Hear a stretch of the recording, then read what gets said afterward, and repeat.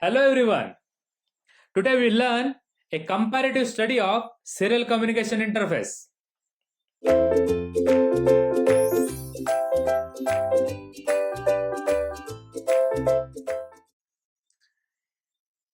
In this, we learn what is communication interface, then types of communication interface, and the communication interface which is RS-232 or RS-485, and the comparison between RS-232 and RS-485. Let's learn one by one. First point is, what is communication interface? A communication interface is essential for communication with various subsystems of the embedded system and with the external world. You can communicate between two embedded systems or external world to the embedded system. These are the two different ways to make a communication.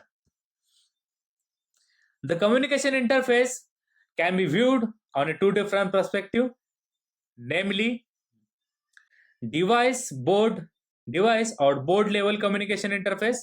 It is known as onboard communication interface, and the second is product level communication interface.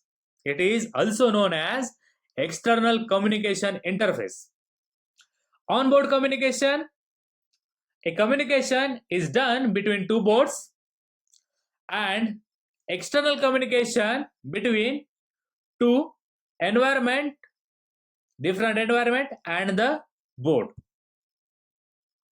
Let's see onboard communication interface. The communication channel which interconnect the various component with an embedded product is referred as device or board level communication interface, is nothing but onboard communication interface. Some examples: serial interface like I2C, SPI, UART, one wire, etc. And some parallel bus interfaces are also included on onboard communication interface. Let's see the external communication interface. A product level communication interface is nothing but external communication interface, is responsible for data transfer between the embedded system and other devices or modules. The external communication interface can be either wired media or wireless media, and it can be a serial or parallel interface. Example of wireless communication interface are infrared, Bluetooth, wireless LAN, radio frequency waves, that is RF waves, and GPRS, etc. Some example of wired interface are RS-232, C, RS-422, RS-485, USB, Ethernet TCP IP, IEEE 1394 port, and some parallel ports, etc. Now, let's learn RS-232 or RS-485 or RS-422 serial interfaces. RS-232C, recommended standard number 232, and revision C from the Electronic Industry Association, is a legacy full duplex wired asynchronous serial communication interface. RS-232 extend the UART communication signal for external data communication. UART uses standard TTL CMOS logic. The logic high correspond to bit value 1 and logic low bit value 0. Logic low correspond to bit value 0. for a bit transmission, whereas RS-232 use the ETA standards for bit transmission. The ETA standard tells us logic 0 known as space and logic 1 known as mark. RS-232 support two different types of connectors, namely DB9, it is a 9-pin connector, and DB25, it is a 25-pin connector. Here you can see a 25-pin connector. It's having 25 pins and each pin is assigned a special function. Like pin number 2 is assigned for transmit data, as the pin number 3 is assigned for receive data. Likewise, each pin is assigned something special function. Another is RS-232 pin specification, another is DB9 connector. Some specification difference are there in considering the pin configuration between RS-232 and RS-485. Here we are considering RS-232 pin specification. It is a 9-pin connector. A first pin is DCD, second is for the receiver, third is for the transmitter, and so on. And here it is a pin configuration for RS-485 or RS-422. The main difference between these two configurations is pin number 3 and pin number 4. You can see here pin number 3 is used for TX and pin number 4 is used for DTR.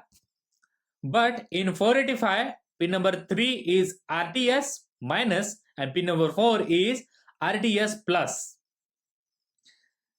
Likewise, pin number 9 is RI for RS-232 and here pin number 9 is used for CTS plus. Some comparative study must be there between these two pin configuration. Let's see how it will communicate. You can see a diagram above which will include a DTE view and DCE. Both directions are there. One is the PCCOM1 and another from the left side and another is the PCCOM1 from the right side. And modem is there, named as DCE view.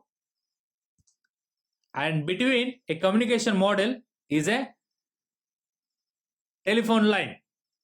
The RS-232 is a point-to-point communication interface and the device involved in a communication are called as data terminal equipment, it is DT, and another is DCE, data communication equipment.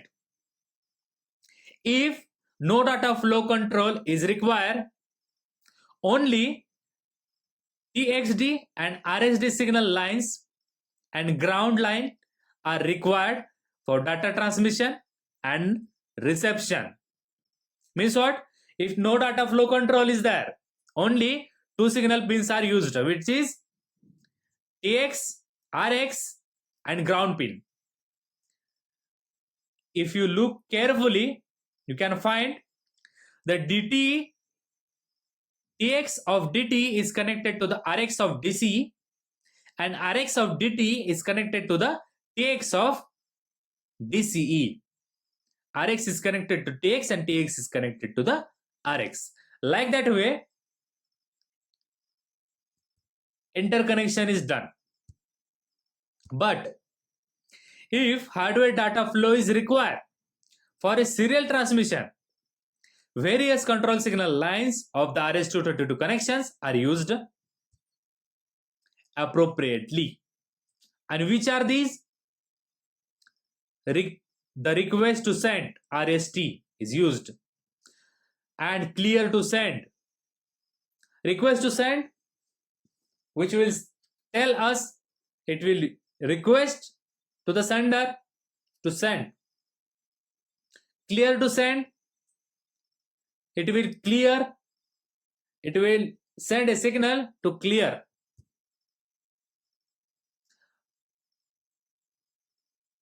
Whether the DTE has a data to send, it will activate the RTS line, and if DCE is ready to accept the data, it will activate the CTS line. The data terminal ready signal, DTR, is activated by DTE when it is ready to accept data. Let's look again. The request to send RTS and clear to send signals coordinate the communication between DT and DC.